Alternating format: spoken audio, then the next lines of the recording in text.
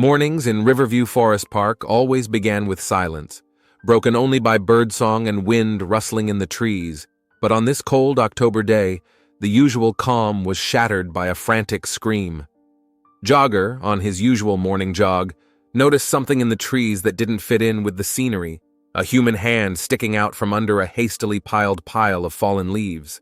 20 minutes later, the area was cordoned off with police tape. Patrol cars with blinkers cut through the fog with their blue and red flashes.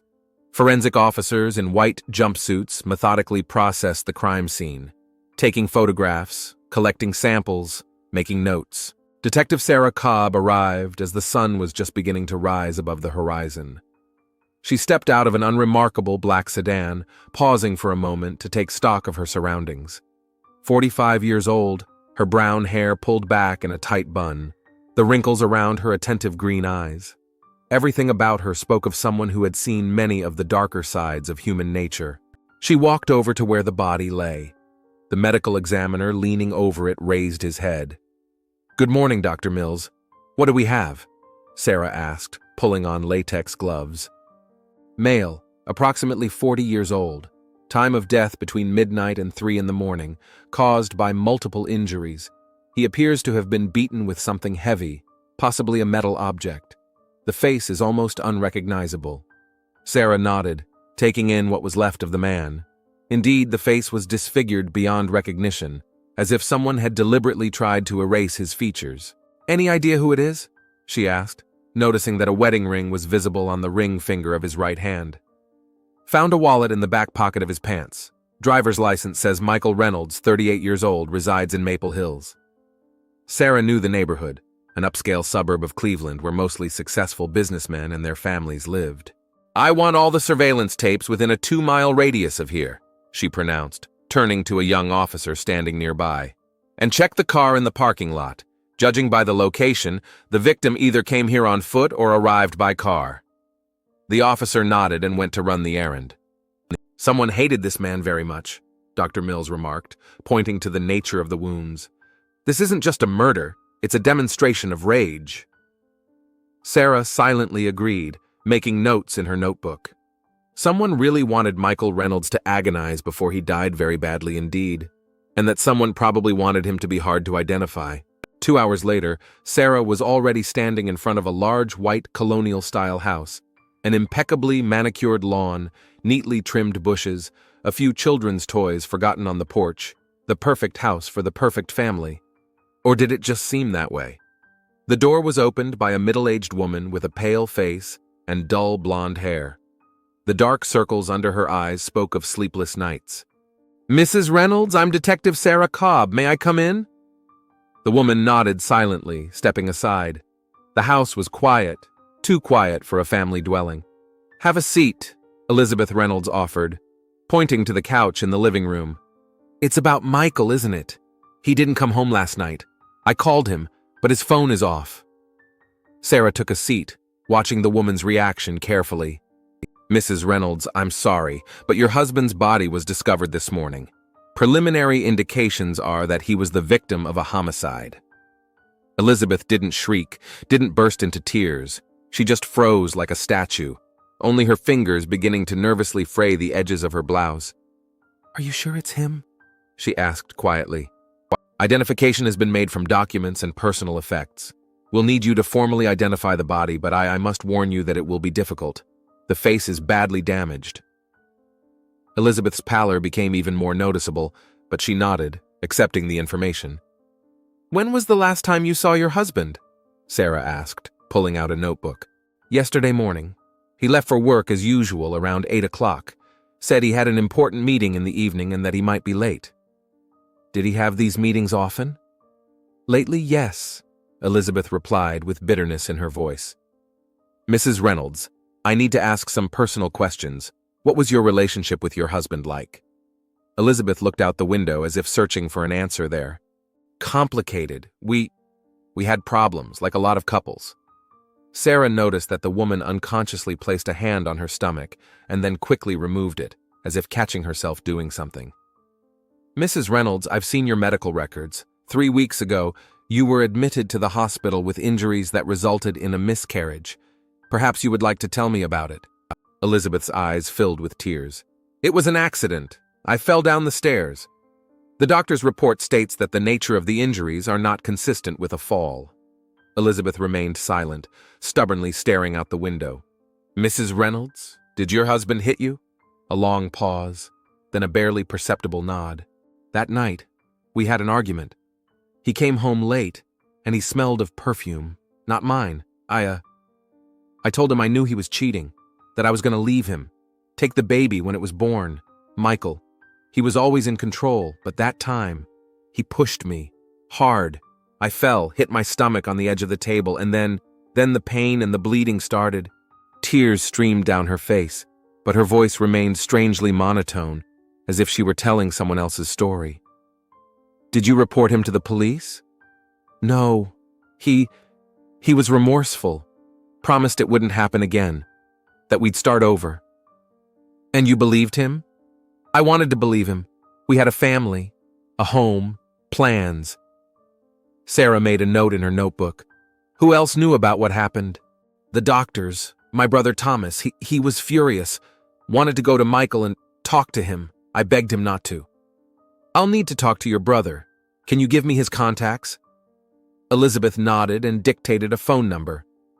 "What can you tell me about your husband's work? Did he have any enemies? Maybe business problems?" "Michael co-founded a software company, along with Robert Kane. They'd been partners for 10 years. As far as I know, things were going well. At least that's what Michael said." "And the personal life? You mentioned that you suspected him of cheating." Elizabeth grinned bitterly. "It wasn't a suspicion. I knew for sure. The strange phone calls, the late meetings, the smell of perfume. One time I found a woman's earring in his car. He denied it, of course. He said I was paranoid, that after the miscarriage, I'd gotten paranoid." Sarah asked a few more questions, writing down the answers. Gradually, a picture of Michael Reynolds' life was emerging. Successful businessman, abusive husband, unfaithful partner. "Do you know who his mistress or mistresses might have been?" "I suspected one woman, Jessica Lane. She works for their company. Several times I've seen them talking at company parties. Too close, too intimate." Sarah nodded, making a note. "Mrs. Reynolds, I'll need to ask you a few more questions, but first, where were you last night between midnight and 3 in the morning?" Elizabeth flinched as if from a blow. "Yep, I was at home, alone, watching TV, then I took a sleeping pill and went to bed." "Can anyone confirm that?" "No, I told you. I was alone." Sarah nodded, closing her notebook. "Thank you for your cooperation, Mrs. Reynolds.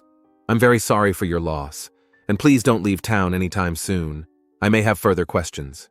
Already in the car, Sarah dialed her partner's number. "David, I need information on Reynolds' company. Anything you can find. Financial statements, client lists, internal conflicts. Also, run a woman named Jessica Lane. She works there too. And the victim's brother, Thomas Greer. We may have our first suspect." That same evening, a forensics team completed their examination of the crime scene. Several important clues were found. Tire tracks on the dirt road leading to the forest park, a cigarette butt with lipstick residue, Michael's car keys, but the car itself was not found nearby. And most importantly, drops of blood on the grass a few meters away from the body that didn't seem to belong to the victim. Sarah stood at the board at the police station, attaching photos and notes. Michael Reynolds is in the center. To his right is a photo of Elizabeth. Further to the right is Thomas Greer. To the left is a still empty space for Robert Kane and Jessica Lane. "So what do we have?"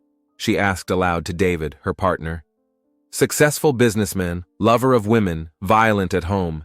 Recently beat his pregnant wife, she lost the baby. Wife's brother is furious. Possible problems in business. Mistress or mistresses. Lots of motives for murder." "Classic situation? Look for who benefits," David remarked as he looked through the files on his computer. "Does Elizabeth have an alibi?" "No. Says she was home alone. Her motive is more than serious." "Too obvious," Sarah shook her head. "And judging by the nature of the wounds, it was the work of a man. A strong man." "Are we checking the brother first?" David asked. "Yes, but not just him. We're going to Reynolds' company tomorrow morning. We'll talk to the partner and the employees. We need to find out what kind of person Michael was at work, and find this Jessica Lane. Sarah took another close look at the crime scene photos. Something about them kept her on edge, something she couldn't quite grasp yet, but she felt it intuitively. This murder had not been a spontaneous act of rage. It had been planned, cold-blooded, and methodical, and whoever did it may have just started the game. The office of Rain K Technologies was in a modern glass building in downtown Cleveland. Sarah Cobb and David Morris went up to the 15th floor, where Robert Kane, co-founder and partner of Michael Reynolds, was already waiting for them. Kane met them in a spacious meeting room with panoramic windows. He was a tall, trim man in his 40s, with chiseled facial features and attentive gray eyes. He was impeccably dressed in a navy blue three-piece suit. His hands, strong and well-groomed, trembled slightly, betraying his inner tension. "Detectives, I still can't believe Michael is dead," he said, gesturing for them to sit down. "We were partners for 10 years. He was the soul of this company." "Mr. Kane, when was the last time you saw Michael Reynolds?" Sarah asked, pulling out a notepad. "The day before yesterday afternoon, here in the office, we had a meeting with potential investors. Michael was in his repertoire, charismatic, persuasive. After the meeting, he said he had another meeting scheduled for tonight and left around 6. "He didn't mention with whom exactly?" "No," Robert shook his head. "Michael's been getting secretive." "What do you mean?" Robert thought for a moment, as if weighing whether to speak. "We had some disagreements about the development of the company. Michael wanted to take a risk, to invest in a new project that I thought was too risky. He started holding meetings without me, making decisions on his own." Sarah made a mental note. "And on a personal level? Did you know his wife?" "Elizabeth? Yes, of course, a nice woman. Too nice for him, to be honest." "Why do you say that?" Robert sighed. "Look, Michael was my partner and friend, but I'm not going to idealize him, especially not now. He's been, how shall I put it, not the most faithful husband." "Are you aware of his affairs?" "I knew there were, not that he shared details, but sometimes he'd come to work straight from late-night meetings without stopping by home. Sometimes I'd see messages on his phone when he asked me to check on something." "Do you know any of these women by name?" Robert shook his head, but Sarah noticed a fleeting hesitation. "Mr. Kane, this is important to the investigation. There have been rumors about him and Jessica Lane, our marketer, but I've never seen any direct evidence. We'll need to talk to her. Is she at work today?" "Yes, she should be in her office." "One more question. Do you know anything about problems in Michael's family? Domestic violence cases, perhaps?"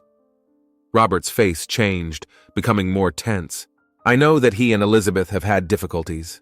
Once, it was a few weeks ago, she called me late one night, crying, saying that Michael was furious, that he was afraid for himself and the baby." "And what did you do?" "Went to see them. When I arrived, Michael had already left, and Elizabeth was in such a state that I took her to the hospital. I found out later that she had lost the baby." "Did you notify the police?" "I wanted to, but Elizabeth begged me not to, said she could handle it on her own, that it was the first and last time." Sarah nodded, taking notes. "Mr. Kane, where were you the night before last, between midnight and 3 in the morning?" "At home, sleeping. I live alone, so I can't confirm." "Thank you for your cooperation. We'll be back to you with more questions. For now, we'd like to speak with Jessica Lane." Jessica turned out to be a spectacular brunette with an eye-catching appearance and confident mannerisms. She greeted the detectives with a professional smile, but there was concern in her eyes. "I'm so sorry about what happened to Michael," she pronounced, taking a seat across from Sarah and David in the conference room. "It's a terrible tragedy for the entire company. Miss Lane, what was your relationship with Michael Reynolds?" Sarah asked, forehead to forehead. Jessica froze for a moment but quickly pulled herself together. "Professional. He was my supervisor." "Only professional? We've received information that you were in a close relationship." "Who told you that?" There was nervousness in Jessica's voice. "It doesn't really matter. We just want to find out the truth." Jessica sighed, leaning back in her chair. "Yes, we had an affair. A brief one, a few months ago. I ended it when I found out his wife was pregnant." Did you see each other often? Once a week, maybe two, at a hotel or at my house? When exactly did you end the relationship? 2 months ago, I told him I couldn't be with a man who cheated on his pregnant wife. And how did he react? Not very well. Michael isn't used to rejection. He threatened to fire me. Hinted that he might make it so I couldn't find a job in this industry. But you still work here? Yeah, because he changed his mind. Said I was too valuable an employee. But the relationship was strained after that. Were you aware of any other women in Michael's life, besides you and his wife? Jessica grinned. Michael wasn't a man of 2 women. As far as I know, there were more. I saw messages on his phone once from someone named Amber, and some Christine too. Do you know the details of his family life? Violent incidents, perhaps? There were rumors that his wife was hospitalized a few weeks ago, and that Michael was to blame, but I don't know the details. Where were you the night before last, between midnight and 3 in the morning? I had a date with a new guy. We were at the Blue Moon Bar until 1 o'clock in the morning, then he walked me home. His name is Brian Taylor. I can give you his number. After talking to Jessica, the detectives went through Michael's computer and his work papers. Overall, the picture was clear. A successful businessman who led a double life, juggling between his wife and several mistresses. A man with an outsized ego and a penchant for risk. But there was something else. Michael's personal mail revealed threatening letters from an unknown sender. "I know what you're doing. You'll pay for everything. Justice will be served," were the subjects of these letters. None of them were specific, but the tone grew more threatening with each new message. "We need to trace where these emails were sent from," Sarah said, as she copied the data onto a thumb drive. "Already on it," David replied. "But the server is anonymous. It takes time." After lunch, Sarah Cobb met with Thomas Greer, Elizabeth's brother and brother-in-law of the murdered man. They sat in a small cafe not far from Thomas's workshop. He was a professional cabinet maker, specializing in making exclusive furniture. Thomas looked like a man used to working with his hands, strong, with calloused palms and a weathered face. His blue eyes, so similar to his sister's, read wariness. "Mr. Greer, thank you for agreeing to meet," Sarah began. "I understand this is a difficult time for your family. I'm willing to help investigate. What do you want to know? What was your relationship with Michael Reynolds?" Thomas took a sip of coffee, mulling over his answer. "We weren't friends, if that's what you mean. I put up with him for Elizabeth's sake. She was in love with him when they met. He had a knack for being charming when he wanted to be." "And later?" "Later, I saw his real face. He was controlling, selfish, cheating on her left and right. But Elizabeth forgave everything, justified everything. Until what happened, happened." "Are you talking about the miscarriage?" Thomas's face contorted with anger. "That bastard hit my pregnant sister. She lost the baby because of him. And you know what the worst part is?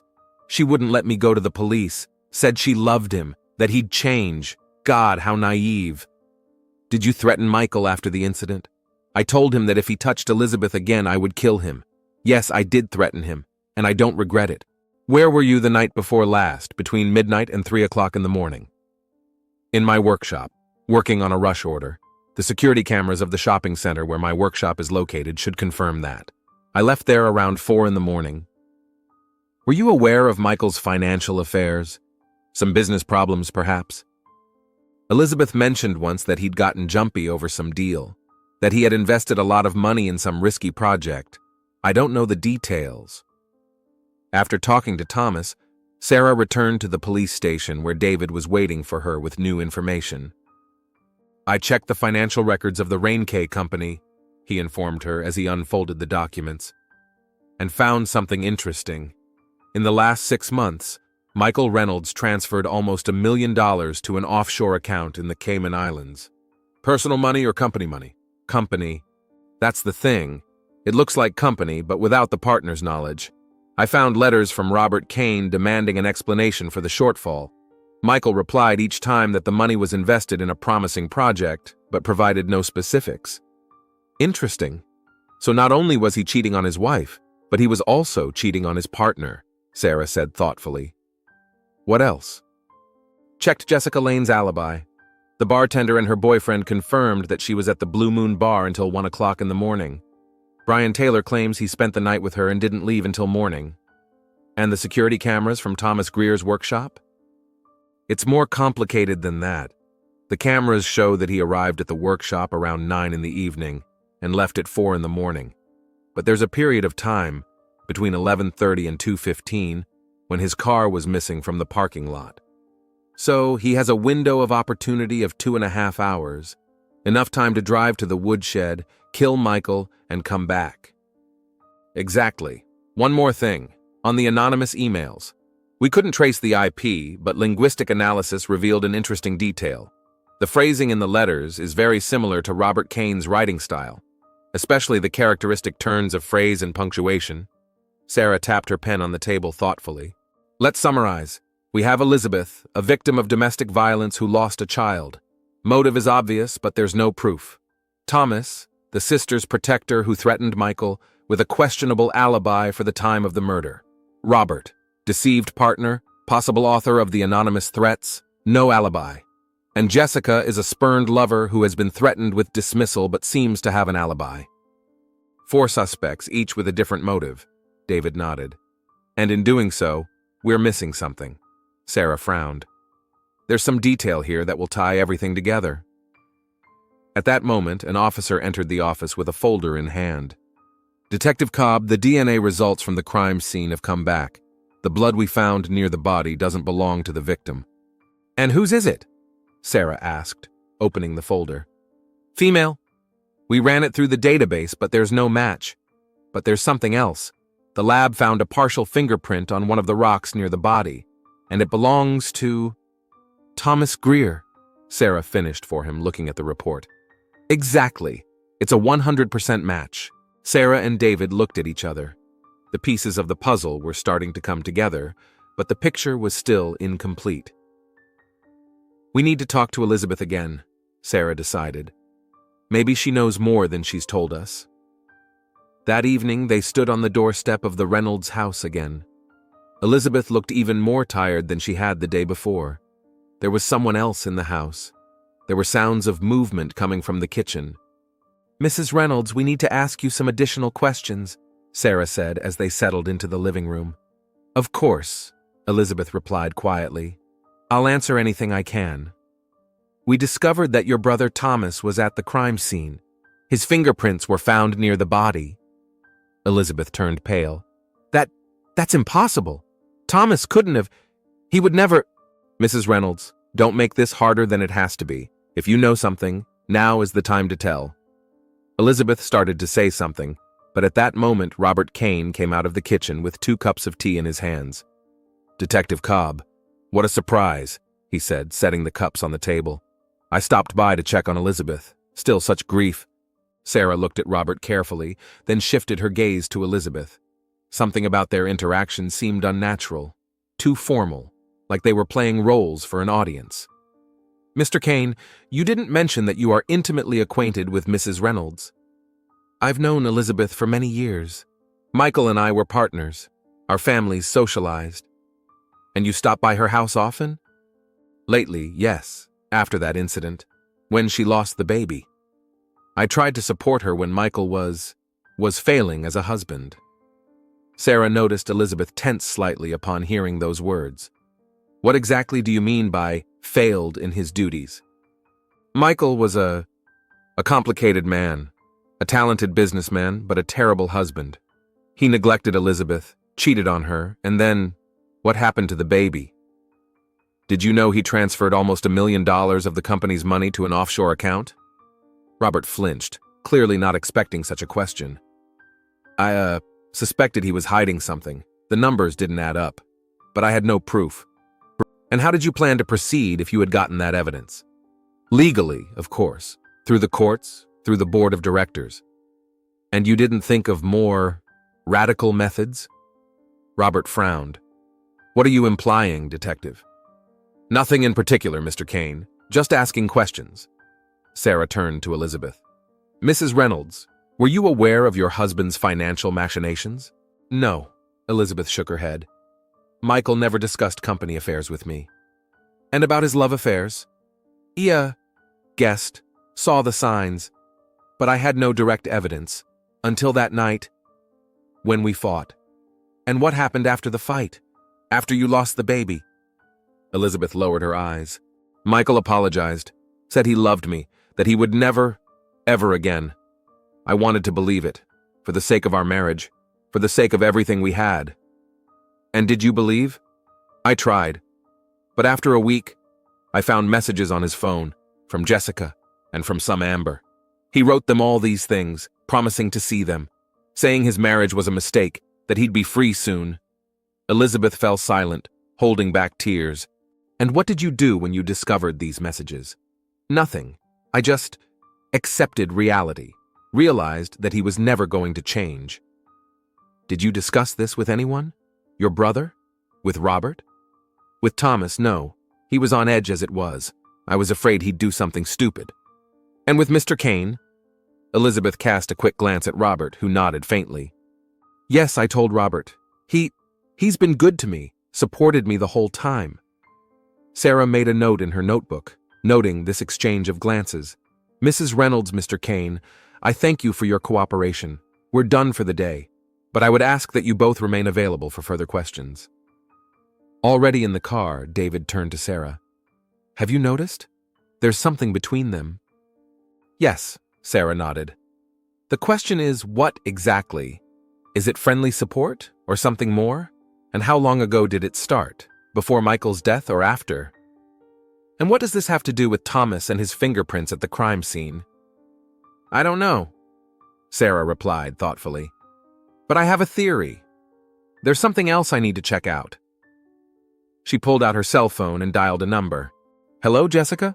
This is Detective Cobb. We need to meet. Immediately. There's information that might interest you. And it's not just about Michael, it's about Robert Kane. Sarah Cobb sat at a desk piled with files on the Michael Reynolds case. 3 days of investigation had yielded new evidence and leads, but there was still no final clarity. She was methodically going through the crime scene photos when the phone rang. Detective Cobb, she answered as she continued to look at the photos. Detective, this is James from the crime lab. We found something interesting while re-examining the crime scene. I think you should take a look. An hour later, Sarah and David were already at the lab where James showed them the bag of evidence. This was found in the bushes, about 15 meters from where the body was found, he explained, pulling out an object. It looks like a specialized wood carving tool. It has traces of blood on it that match the victim's blood type. Sarah examined the find carefully. It was a curved metal tool with a wooden handle, pointed at the end and jagged on one side.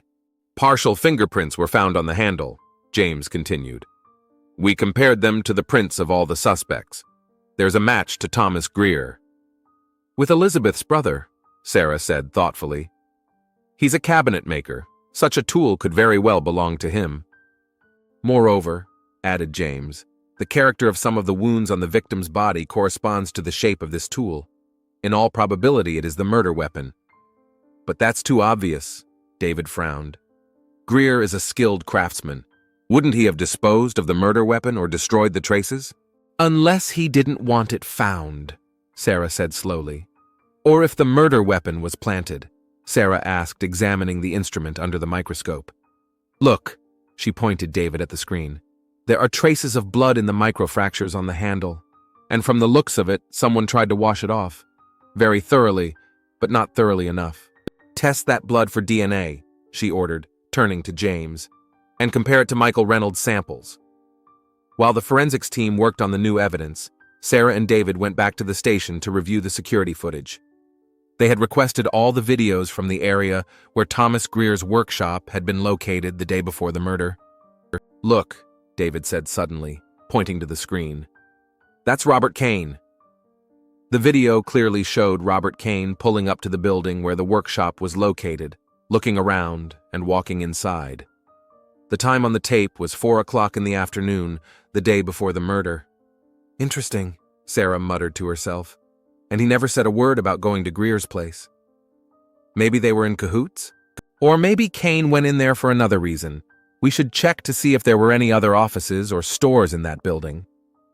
A check revealed that the only other things in the building besides Greer's workshop We're a building materials warehouse and a vacant space for sale. There's no reason for Kane to go in there except to meet Greer, David stated. Or steal a tool from his workshop, Sarah added thoughtfully. At that moment, the phone rang. It was James from the lab again. Detective Cobb, the blood analysis from the microfractures has confirmed it belongs to Michael Reynolds. But there's something else. We found traces of sweat residue under the handle, where the metal part is attached, that don't match either Greer or the victim. Whose are they? We matched the samples to all the suspects. It's a match to Robert Kane. Sarah and David glanced over. The puzzle was starting to come together. Send a patrol to Greer's house, Sarah ordered. Have them detain him for questioning, and another to Reynolds' house. We need to talk to Elizabeth immediately. In the interrogation room, Thomas Greer sat with his arms crossed over his chest. He looked tired and stressed, but not scared. Mr. Greer, we found the murder weapon, Sarah began, sitting down across from him. A wood-carving tool from your workshop, with your fingerprints and Michael Reynolds' blood on it. Thomas flinched, but quickly pulled himself together. That's impossible. I didn't kill him. Then explain how your tool ended up at the crime scene? And why did the cameras show that you were absent from the workshop for more than 2 hours on the night of the murder? Thomas was silent, clearly contemplating what to say. Finally, he took a deep breath. About a week ago, I discovered that several tools were missing from the workshop. I thought I'd just lost them, or forgotten them somewhere on an outing. That sort of thing happens sometimes. And you didn't report the theft? Why? They were my personal tools, not too expensive. I just ordered new ones. And what about your absence from the workshop on the night of the murder? I went to visit my sister. Elizabeth called me, crying, said Michael had threatened her again.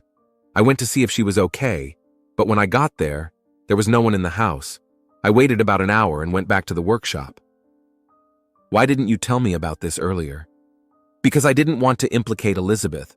I thought she might have done something, protected her. Sarah watched Thomas's reaction carefully. He sounded sincere, but clearly not all that sincere. Mr. Greer, are you familiar with Robert Kane? Of course. He's Michael's partner. Seen him at family events. He stopped by your workshop the day before the murder. Why? Thomas raised his eyebrows in surprise. Kane? In my workshop? No, that's a mistake. I haven't seen him. We have security footage. He definitely entered the building where your workshop is. So he came in when I was away. I'm often away for materials or client meetings. Sarah made a note in her notebook. Mr. Greer, are you aware of any relationship between your sister and Robert Kane? A personal relationship? Thomas frowned.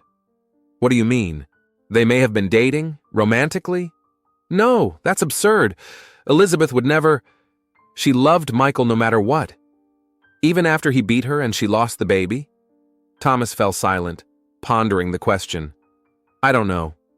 She stopped talking to me about her feelings for Michael after that incident, became withdrawn. While David continued his questioning of Thomas, Sarah went to the Reynolds house. Elizabeth greeted her warily. Mrs. Reynolds, I need to ask you some questions about Robert Kane, Sarah said as they settled into the living room. What exactly are you interested in? Elizabeth's voice sounded strained. Your relationship with him. Are they of a romantic nature? Elizabeth flinched, clearly not expecting such a direct question. I don't see what that has to do with my husband's murder. Most directly, especially if this relationship began before his death. Elizabeth lowered her eyes, rubbing the sleeve of her sweater. Robert supported me through a difficult time. After the miscarriage, Michael was consumed with work and his other interests. Robert was just there for me. Listened, helped. And when did that support turn into something more? Elizabeth was silent for a long moment, then raised her eyes to Sarah. 2 weeks ago. We didn't plan it. It just happened. A week before your husband died. Yes, but we didn't kill him. I swear to you. We just wanted him out of my life. Robert offered. He said he could buy out Michael's stake in the company, that I'd have enough money for a new life after the divorce. And Michael knew about your relationship? No. We were very careful. Sarah pulled out her phone and showed Elizabeth a picture of the murder weapon. "Do you recognize this instrument?" Elizabeth turned pale, but quickly pulled herself together. "It looks like one of Thomas's tools. He has many of them. It was used to kill your husband, and your brother's fingerprints and traces of Robert Kane's DNA were found on it." Elizabeth opened her mouth but didn't utter a word.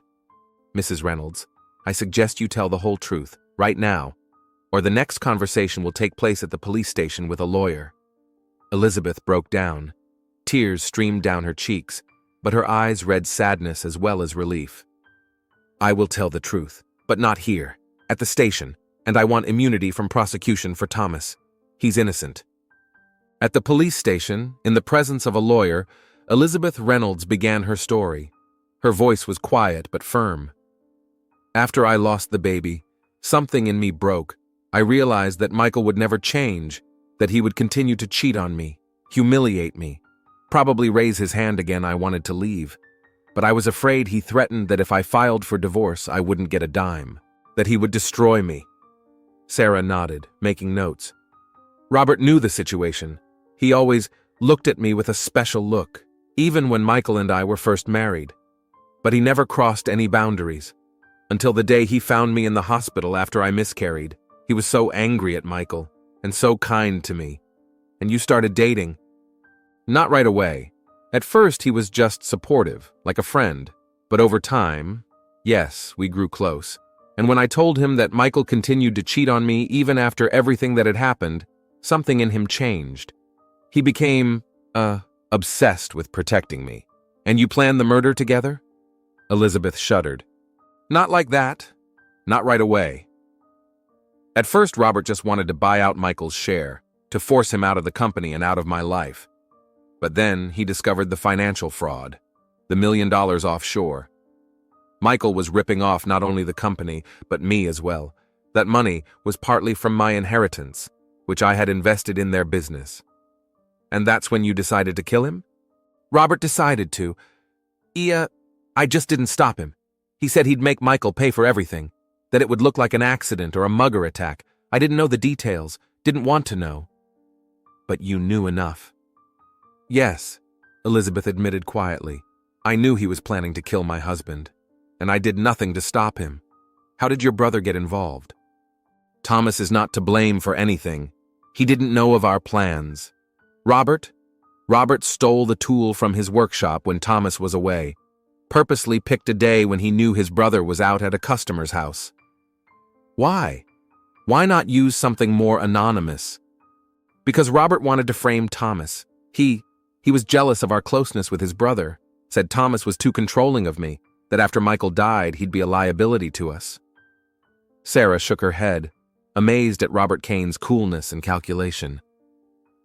"What happened the night of the murder?"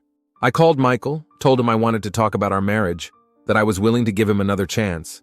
Suggested we meet in a park, neutral ground. He agreed. Robert was waiting for him there." "And you?" "I was at home, alone, just like I told you. But I called Thomas. I wanted to make sure he was in the workshop so he had an alibi. I told him Michael was threatening me again. I knew he'd come to check on me, and when he didn't catch me at home, he'd just go back to the workshop." "Creating a temporary window into his alibi." "Yes. The plan was that the police would suspect Thomas, find the murder weapon, and then discover that he couldn't have done it because he was elsewhere at the critical moment. And then suspicion would shift to someone else, but not to Robert and me." "Quite a complicated plan." "Robert, he's very clever, he's very detailed. What happened after the murder?" "Robert came to my place, was covered in blood, said it was done, that Michael would never hurt anyone again. I cried, not with grief, but with the realization of what we'd done, what I had allowed to be done." At that moment, the door to the interrogation room opened and David walked in. "Robert Kane is in custody," he reported. "A search of his house found clothes with traces of blood on them, and something else interesting, a cell phone with encrypted messages on it. Our technicians are already working on deciphering them." A few hours later, detectives gained access to the correspondence between Robert and Elizabeth. The messages were coded as a discussion of a business project, but actually contained details of a murder plan. Robert methodically described how to lure Michael to the park, how to use Thomas's tool, how to create the illusion of a robbery. When Sarah was shown these messages, she realized the magnitude of the betrayal. Elizabeth didn't just know about the plan, she was a co-creator of it. Every detail had been discussed and approved by both of them. The final confrontation took place in the large conference room of the police station. Sarah sat across from Robert and Elizabeth, separated by lawyers. The table was littered with photographs, message printouts, and expert reports. "So," Sarah began, "let's set the record straight. You two planned the murder of Michael Reynolds. You, Robert, stole a tool from Thomas Greer's workshop with the intention of framing him. You, Elizabeth, lured your husband to the park under the pretense of talking about reconciliation. And you, Robert, brutally murdered him, deliberately mutilating his face to make identification difficult." Robert sat with a stony expression, but Elizabeth wept quietly. "Why?" Sarah asked. "Why couldn't we just get a divorce?" "You don't understand," Robert finally spoke. "Michael was no ordinary man. He wouldn't just let her go. He was obsessed with control. Even if she left, he would have pursued her, terrorized her. He'd already proven what he was capable of when she lost the baby. And instead of going to the police, you decided to become judge and executioner?"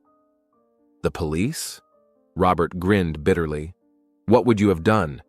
Issue a temporary restraining order? What's the use of them?"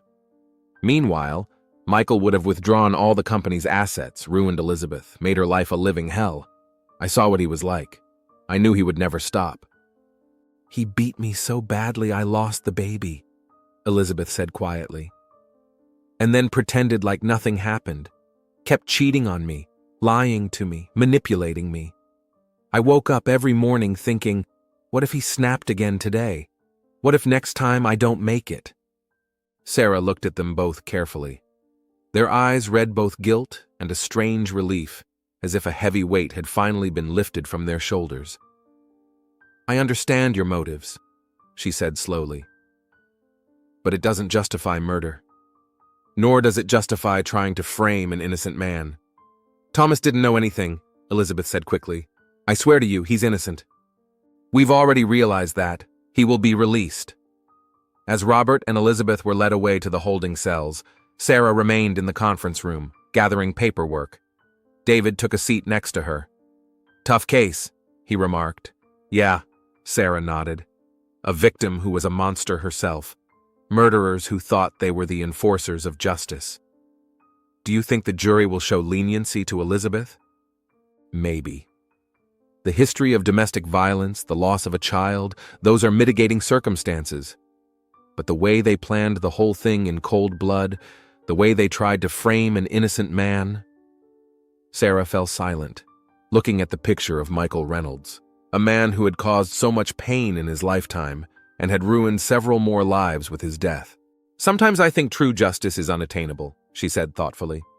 "We can only try to minimize the damage, to protect the innocent. But preventing tragedy, that's much harder."